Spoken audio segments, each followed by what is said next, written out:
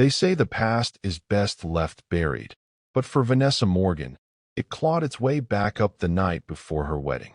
Just hours before she was set to walk down the aisle to the man who adored her, Vanessa slipped out of her bridal suite in glittery sandals and red lingerie to meet someone who had tried to remove her from planet Earth. She told her bridesmaids she was picking up a wig, but instead of heading to a beauty shop, she drove to a soundproof studio behind a Memphis mechanic shop, a place no one would look for a bride the night before her vows. 6 hours later, her body was found sprawled on the cold studio floor. She had been stabbed 22 times with a box cutter and a screwdriver. Her face was mutilated. Her engagement ring, the same one she had flashed across social media just weeks before, was crammed down her throat. A heart was smeared in blood across the mirror like a sick declaration. What made a woman who had everything, power, beauty, a man who loved her, risk it all for one last rendezvous with a man who had nearly killed her before? And why did she believe she could survive one final goodbye?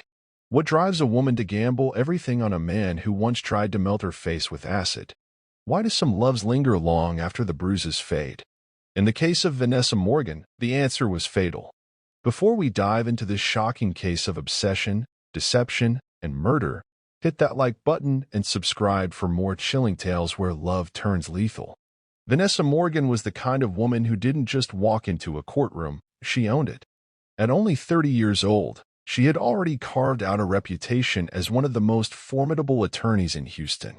Born and raised in South Dallas, Vanessa knew what it meant to hustle.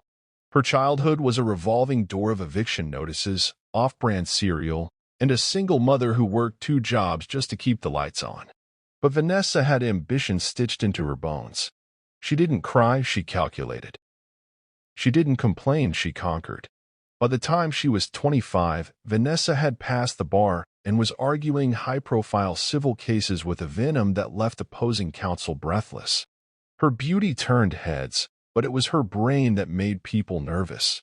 She had this way of locking eyes with a witness, as if peeling their truth straight off the bone. Colleagues admired her, judges respected her, and juries hung on her every word. She was, in every sense of the word, undeniable. And then came Jaden Ward. At 34, Jaden was everything Vanessa wasn't raised to believe she could have. Ivy League, wealthy, refined. He was a senior partner at the same law firm, polished in both speech and suits, with a track record that had prosecutors calling him a legal prodigy. But beyond the prestige, there was something disarming about him. He smiled with his eyes. He remembered birthdays. He took notes during conversations and quoted them weeks later. He was the kind of man who made you feel like the only person in the room, even if the governor was standing behind you. They started as colleagues, then confidants, then something neither of them expected, soulmates. Their love story wasn't quiet. It exploded. Rooftop dates with skyline views, matching Rolexes, viral Instagram proposals. Vanessa once joked in an interview, "I fought so hard in court, I forgot how to surrender in love. Jaden taught me how." Their engagement video, filmed at a private villa in Turks and Caicos, racked up over 1 million views in 2 days. And the hashtag? Hashtag Forever Morgan Ward. It trended for 3 straight days. He loved Vanessa like a poet loved his last stanza. The wedding was set to be a spectacle. A sprawling ceremony at Shelby Farms Park, with over 200 hand-picked guests. A harpist flown in from New York. Thousands of white orchids imported from Thailand. Bridesmaids in silk gowns custom-made in Italy. Vanessa's gown was a $12,000 custom Varawang with a 6-foot train and Swarovski crystals sewn into every seam. She rented a white Tesla Model X for the week, just for the aesthetic, she told her stylist. Everything was perfect. Or, at least, it looked that way. To the outside world, Vanessa and Jaden were the embodiment of black excellence. Power, class, romance. 2 legal titans merging their lives like royalty. They were the couple everyone envied, and the wedding was to be their coronation. But behind every love story is a shadow. And sometimes, that shadow doesn't just haunt the past, it waits for the perfect moment to strike. And that moment was the night before the wedding. Vanessa had a secret, the kind that stalks you in your dreams and seduces you in your weakest moments. His name was Xavier Booker, a street-savvy ex-boyfriend with a reputation blacker than the alleyways he haunted. If Jaden Ward was prestige and power, Xavier was fire and gasoline. He wasn't just toxic, he was nuclear. And yet, once upon a time, Vanessa had called him home. They met when she was just 21, still in law school, working part-time at a cocktail bar, balancing student loans and a dream with chipped nails and 2-for-1 Happy Meals. Xavier was older, 29, and already wrapped in danger. Gold chains, gun on the seat, tattoos that told stories he'd never speak out loud. He was the kind of man your mama warned you about, and the kind your heart couldn't help but defy her over. 6 toxic years. That's how long Vanessa and Xavier danced through destruction. 6 years of love laced with violence, betrayal disguised as passion. There were good nights, car rides with the windows down, his hand on her thigh, her laugh echoing against the leather seats. But the bad ones? They left scars. Scars like the time he broke her jaw for smiling too long at a waiter in a hotel lobby. Or the time she slashed all 4 tires of his Charger outside a strip club in South Dallas after catching him with a bottle girl half-naked on his lap. Once, she showed up to work with sunglasses on and told the office assistant she was recovering from a chemical peel. That was a lie. She had 2 black eyes. Friends whispered. Her coworkers offered quiet support and private concern. But Vanessa, brilliant, stubborn Vanessa, stayed. Not out of weakness, but out of something worse, trauma bonding. Xavier didn't just beat her. He owned her. In his eyes, her strength was his to break. He stalked her, tracked her phones, showed up outside her apartment with flowers one day and fists the next. Once, he waited in the parking lot of her law office with a pit bull puppy in one hand and a black eye his own in the other, claiming some rival dealer had jumped him and he just needed to be held. She let him in. But nothing compared to the night he hit that woman. It was raining. Vanessa was in the passenger seat, begging him to slow down. Xavier was drunk, angry about a text she wouldn't let him read. At a crosswalk in Oak Cliff, a 68-year-old grandmother stepped off the curb with groceries in her hand. Xavier didn't break. He hit her so hard, she flew. When the police arrived, he didn't cry. He didn't panic. He lit a cigarette and muttered, "It should have moved faster." The woman survived, but has been in a wheelchair ever since. And Vanessa still didn't leave. That's how deep he had her. He wasn't just a mistake, he was her illness, her soul sickness, her unfinished sentence. But even obsession has a breaking point. The final straw came on a Thursday night. Just past 11 p.m. Vanessa had come home late from court. A difficult deposition had run over. Xavier was high. She could tell the moment she opened the door. His eyes darted, his shirt was soaked in sweat, and there was a mason jar on the table, sealed tight, filled with a cloudy liquid. He accused her of cheating. She didn't argue, just turned to walk away. That's when he grabbed the jar, raised it, and said, "If I can't have you, nobody will. I'll make sure no man ever wants to look at your face again." It wasn't a metaphor. It was acid. Vanessa reacted on instinct. She reached for the nearest thing, a cast-iron skillet on the stove, and slammed it into the side of his head. He dropped the jar, screamed, and she ran barefoot into the night, her feet bleeding, tears blinding her. That was the night she finally left. She blocked his number, changed her locks, got a restraining order, moved cities, started over. The world applauded her for it. And why not? She had escaped the devil, or so everyone thought. 8 months passed. Vanessa healed, or at least she appeared to. She buried the past beneath luxury skincare, court victories, and curated Instagram captions. She stopped talking about Xavier, stopped flinching at his name. She wore her trauma like a designer coat, tucked in, cinched tight, and only shown in silhouette. Everyone said she glowed differently now. They called it survival. They called it strength. And then came Jaden Ward. He entered her life like a sunrise. He was measured in mind and money. A man who made power feel gentle. Jaden didn't just enter Vanessa's life, he rewrote it. A Harvard grad with a silver tongue in court and a velvet one behind closed doors. When he looked at her, he didn't see the baggage, he saw brilliance. When she told him her scars, he kissed each one like scripture. He gave her the kind of love that doesn't raise its voice. And she gave him a cautious yes. He proposed with a 4.5-carat diamond that danced under candlelight. Her hands trembled as she said yes. Not because she wasn't sure, because, for once, she was. She had survived. She had chosen peace. She had finally won. But desire doesn't die with distance. And obsession doesn't vanish just because you stop feeding it. Because the truth was, Vanessa never fully left Xavier. Not in her mind. Not in her heart. He lived in the shadows of her victories, in the corners of her dreams. The night before her wedding, while bridesmaids toasted champagne and steamed gowns in a suite filled with laughter, Vanessa's fingers were typing something deadly. A text. Pull up to the studio. One last time. Just for closure. Then I'm done for real.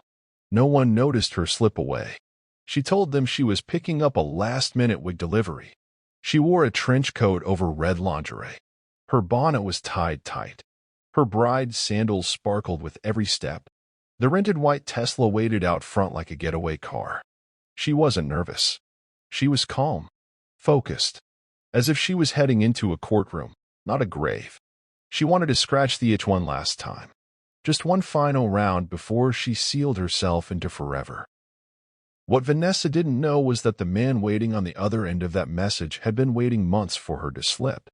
Xavier had watched her rise, watched her engagement unfold like a public fairy tale, watched from burner accounts, fake pages, and the sidelines of a life he swore belonged to him.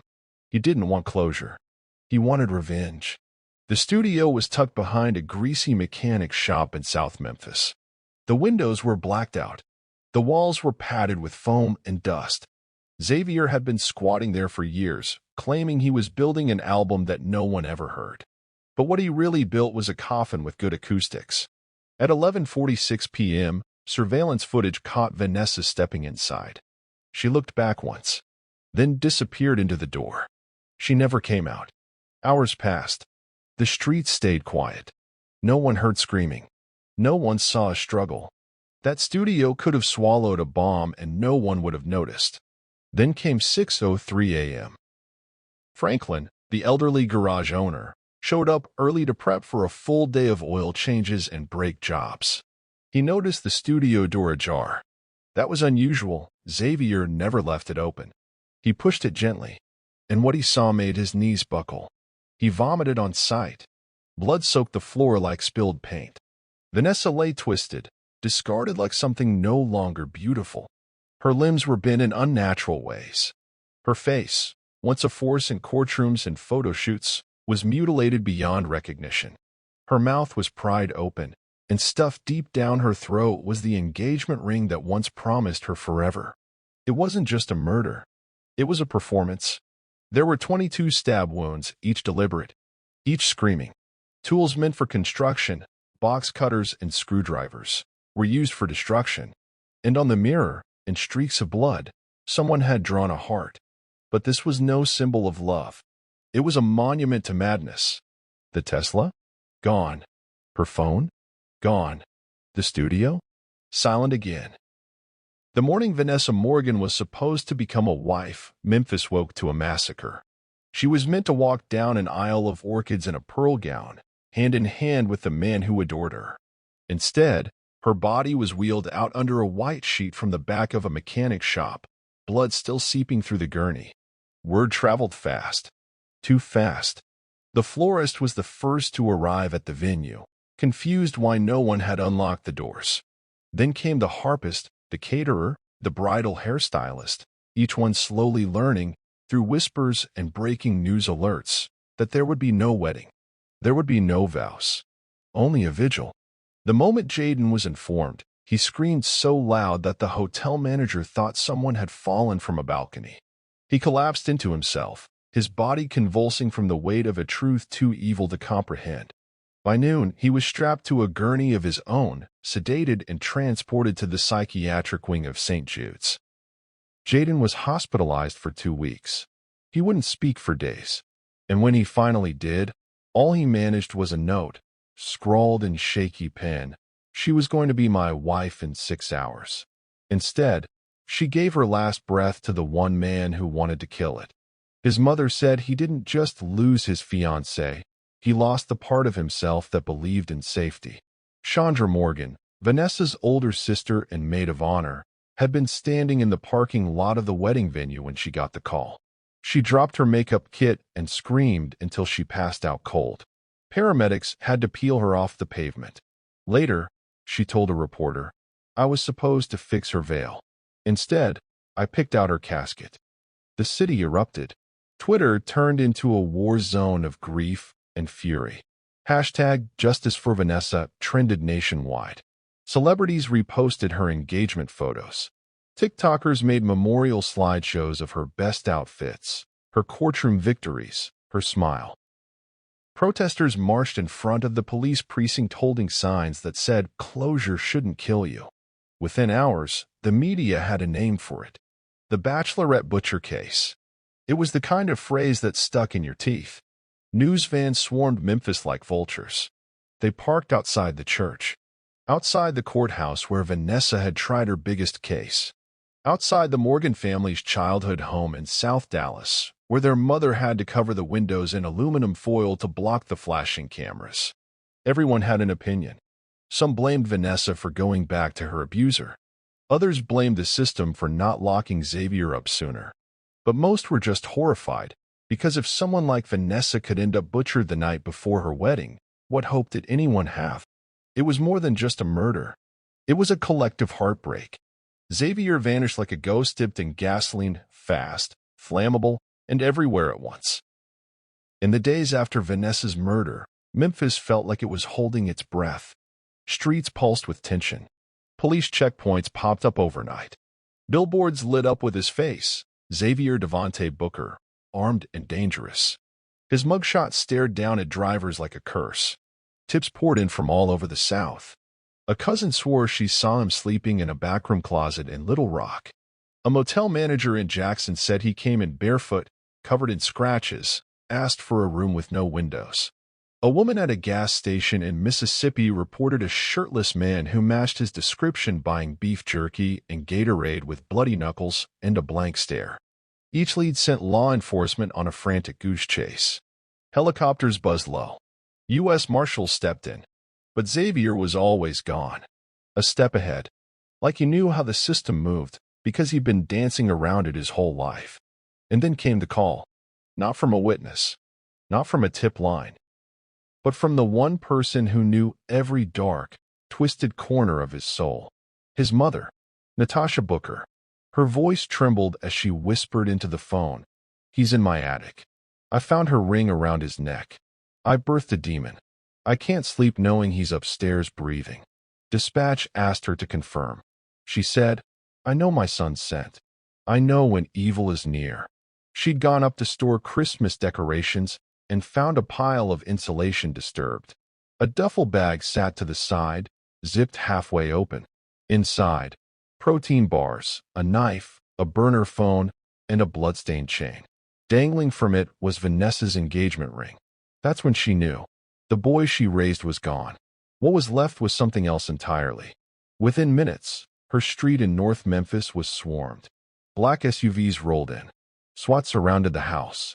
Neighbors stood on porches in robes, holding their children close.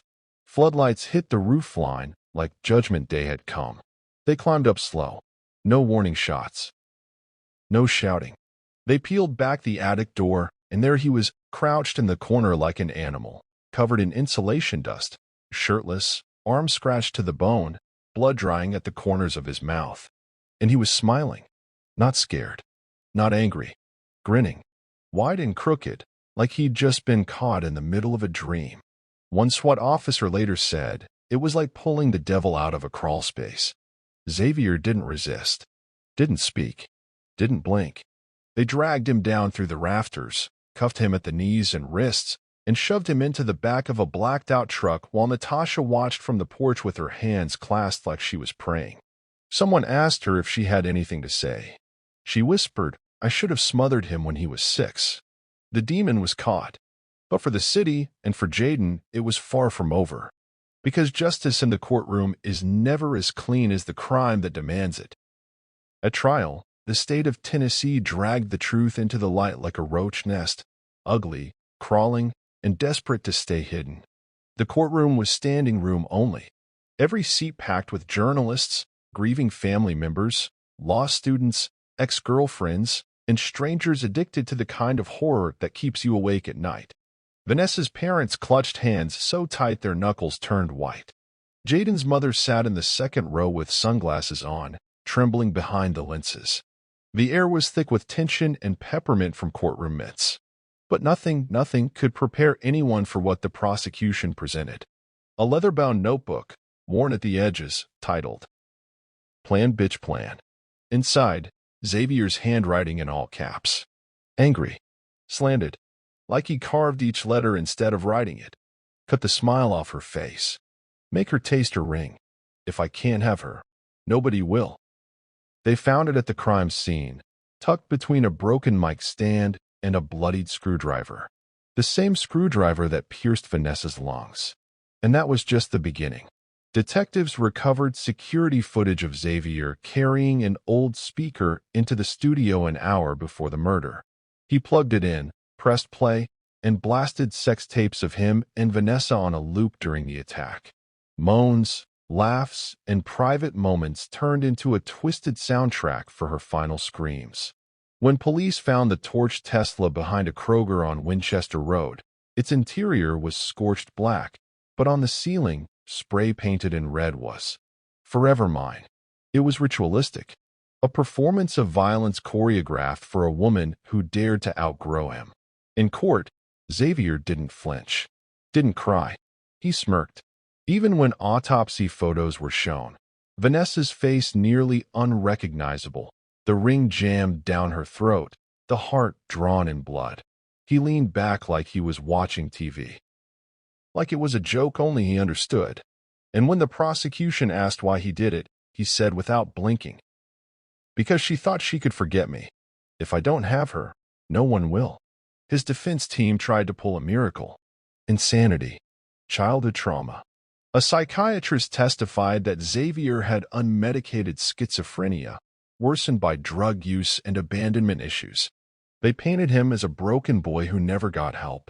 But the jury saw something else. They saw a man who made a plan, who wrote instructions, who set the stage, brought props, and performed evil with eyes wide open. Deliberation took 2 hours. They came back with 3 words. Guilty. First-degree murder. Aggravated assault. Abuse of a corpse. Judge Charlotta Monroe, the kind of woman who wore pearls like armor and could silence a room with just her stare, stood up straighter than usual. Her voice didn't shake when she sentenced him. This wasn't love. This was obsession. This wasn't passion. This was possession. And now, Mr. Booker, you will be possessed by the state of Tennessee for the rest of your unnatural life. Life without parole. Plus 40 years. They cuffed Xavier at the ankles and wrists, and for the first time since his arrest, he didn't smile. His mother didn't show up. His father was never found. And Vanessa's family? They held one another as the courtroom finally exhaled. Vanessa's wedding dress never got worn. Now it hangs in a glass shadow box at her favorite boutique in Houston, snatched by Michi. Beside it sits a framed obituary, her glittery bride sandals, and a Polaroid of the last voicemail she left for Jaden just hours before her murder. "I'm about to go run an errand. I'll see you in the morning, baby." But she never made it to the altar. One last round cost her forever. Can love this toxic ever be truly left behind? Or does it always leave a key under the mat? If this case shook you like it did us, don't forget to like and subscribe. Because sometimes, the most beautiful beginnings end in blood. Until next time, lock your doors, trust your gut, and never send that one last text.